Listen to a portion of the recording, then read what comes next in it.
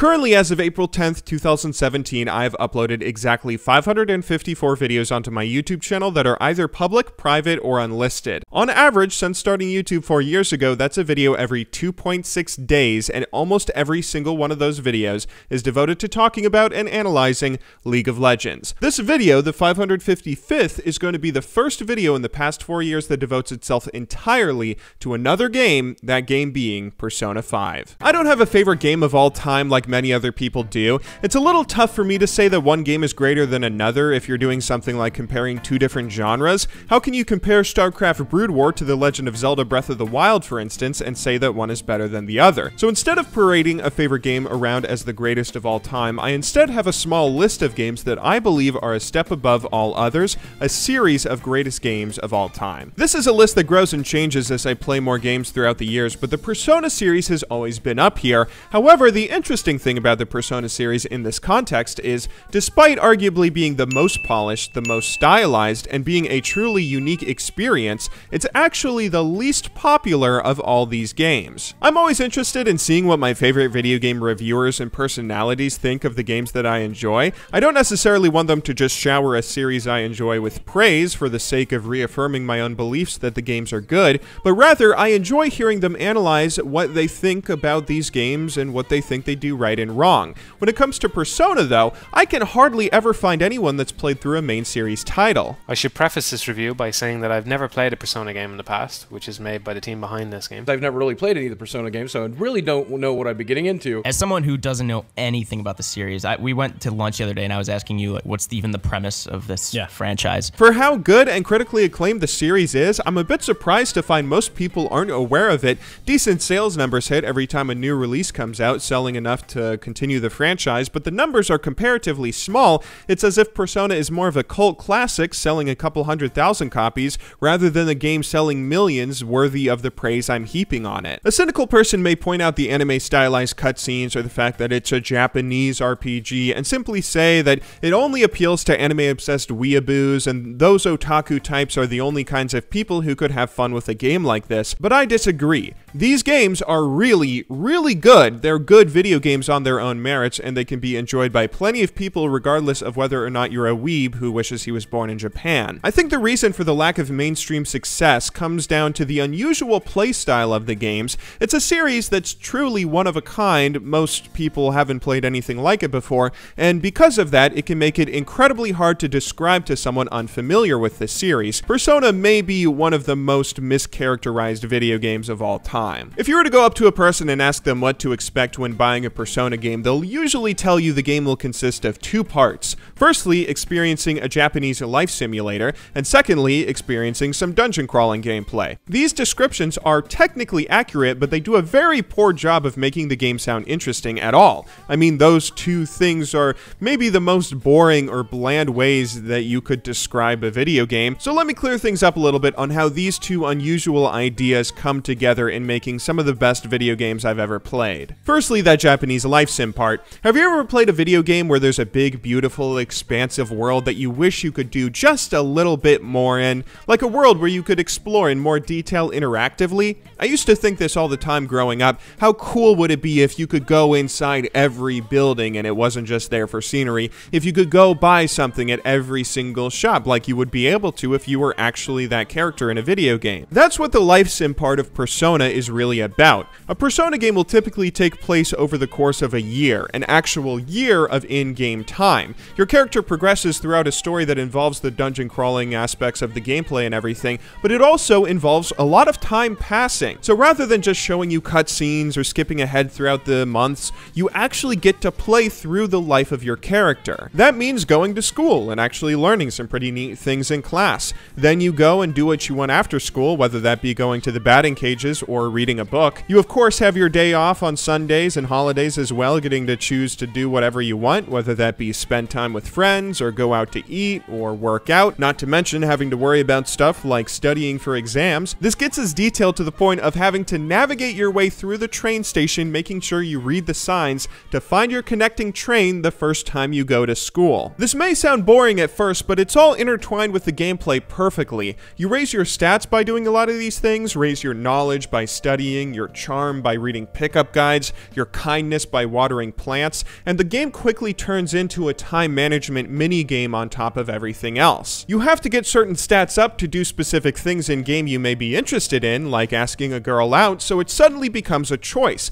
Do I go and work at my job because I need money? Do I go and spend time with friends because leveling up bonds with friends will provide bonuses while in combat throughout the game if they're in your party? Or do you go into the dungeon and start progressing forward with leveling your character and moving the story onwards? This odd life that you find yourself living becomes pretty addicting, going from day to day thinking about what new thing might pop up the next day, and it immerses you in the game in a way that no other game really can. After 10 hours of play, you wonder why you're spending so much time working out in a video game, more so than you've ever worked out in real life. But let's move on for a little bit to that dungeon crawling aspect of the gameplay. I think the phrase dungeon crawler may actually be one of the least descriptive ways you could label a game. It tells you the genre, sure, but that doesn't really say all that much. Overwatch and Call of Duty are both first-person shooters, but that doesn't say all that much about their gameplay or point out the differences between the games. I think a better way to describe dungeon crawling aspects of Persona would actually be saying it's more like an adult version of Pokemon. In Persona, the way that you fight in dungeons is through turn-based combat. You can do some basic stuff like basic melee attacks, and Persona 5 introduces guns that you can also use.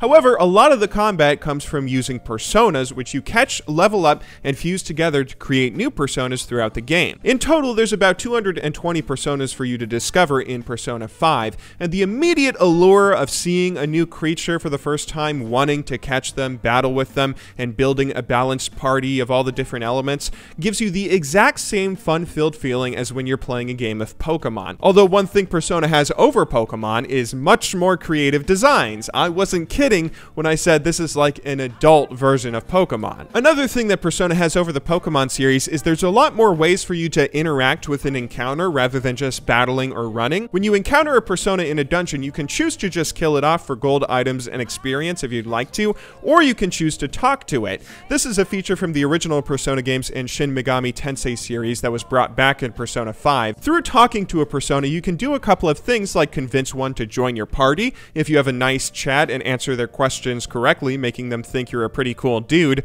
or you could choose to spare it for either money or a random item. This kill or let it go mechanic isn't in the game for some sort of morality reason to get a good or bad ending like the way it is in Undertale. This is an actual gameplay mechanic that you have to think about and has some interesting strategy behind it. Is your party running low on mana? Maybe you spare some monsters to guarantee getting an item, hoping that you'll get a mana regen item, but then maybe you won't get one and suddenly you don't have as much golden experience as if you just knock the Persona out. These two gameplay mechanics may sound like they don't really work together. They're an odd pairing to throw into the same game, but they actually play off each other in a brilliant way. You know how one of the great things about The Godfather Parts 1 and 2 was, even though it's a film series about gangsters and the mafia, there wasn't just non-stop violence. There's a ton of scenes of simple dialogue between characters and build up to those climaxes, so you have plenty of time to breathe and relax between any sort of violent scene. That's how Persona's gameplay elements work as well. If you were to do nothing but run through these dungeons over and over and over, you'd get exhausted pretty quickly. The life sim aspect is a nice way to break up the action and let you relax in a way that Atlus has perfected throughout the Persona games,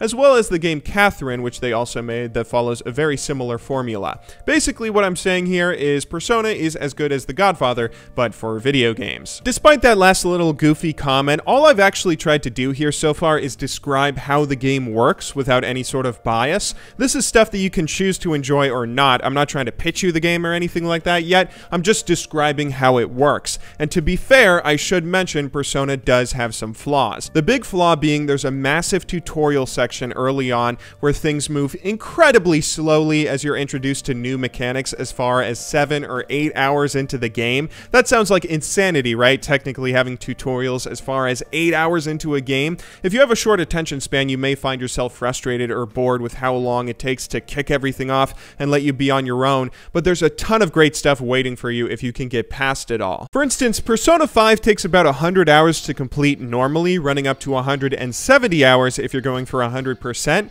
It's a JRPG after all, so maybe this playtime isn't all that unusual throughout the genre, but it's refreshing seeing so much content put into a single game. For reference, a single-player game like the original Dishonored took me about 6 to 7 hours to beat. Again, that's the time it takes to get through learning all the mechanics and tutorials of Persona 5. It's worth noting, too, that massive playtime isn't due to some sort of open world experience that you can have. This isn't Breath of the Wild where you can sink hundreds of hours into it because there's a massive world for you to explore every nook and cranny of. This is a linear single-player game that just has a damn good story with tons of content. My god, how did I make it this far into the video before even mentioning the story? Persona's stories aren't generally anything to write home about in terms of twists and turns. They're fairly straightforward for the most part, and although they do have some twists and turns, it's not like the Stanley Parable or BioShock where there's a big reveal that tries to make you question the nature of how you play video games in a way that blows your mind once but has diminishing returns afterwards.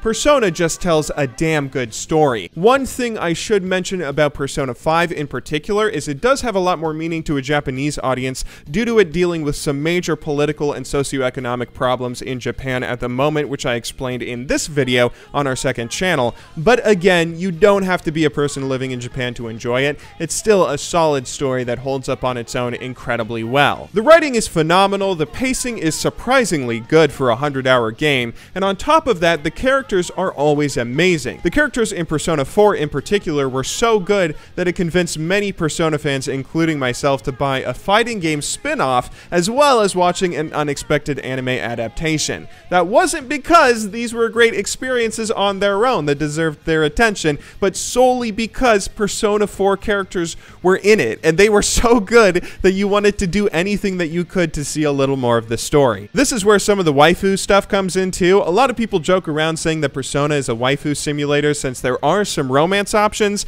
Naturally so. It would be weird if a teenager went through an entire year of their life with no romantic interactions. And again, for the most part, it's done pretty damn well. The pacing is natural, cliches are at a minimum, and the romantic element is handled very realistically and believably. Just another element to the game that adds some more flair and style to it. And oh god, the style and the art direction of the gameplay, from the landscapes down to the menus. If I don't stop myself now, I'm gonna rave and rant about this all day. So I'll try and shut up for a second here and summarize the game as follows. If I had to put the game into a single pitch, I would say that Persona is a game with a ton of style. Whether you're talking about the artistic direction of the cities, the dungeons, the menus, or you're talking about the characters, the stories, and the world building, nothing in this game feels like it's been compromised. It doesn't feel like anything was dumbed down to appeal to a wide audience, or like some corporate bigwig forced the designers to change something because they thought that rape or teenage suicide would be too sensitive of subjects to talk about in a video game. This is a pure, unaltered version of a brilliant design team's 9 years of work. It's just a really fun idea, executed incredibly well. The execution is actually insane. The reason this video is titled My Favorite Video Game Franchise of All Time, and the reason that I single out Persona in that regard compared to some of these other games, is Persona is the only game series that I've played where each iteration is better, more full of an experience, and more polished than the last. It's a shame that controversy, like the developers threatening YouTubers and streamers with copyright strikes if they spoil stuff for their audience, gets more media coverage than the reviews. I certainly can't say that Persona is an underappreciated video game franchise. It has a rabid fan base who will tell you 10 times as many reasons that the game is worth checking out compared to what I've said in this video here today, but I've got to say, a lot of people don't do it justice when recommending it, and can often turn others away by causing them to think that the game is something it's not. If you haven't heard of this series before, or you haven't played it yourself, I have to recommend it to you. It's not something for everyone, and I won't pretend like every single person that watches this video is going to love these games as much as I do, but some of you will, and you're doing yourself a disservice by not checking them out. Anyway, that's all for today. I hope you enjoyed this very unusual video. We'll probably be back to League of Legends in just a couple of days, but until then, thank you very much for watching. Good luck in solo queue, and have a wonderful day.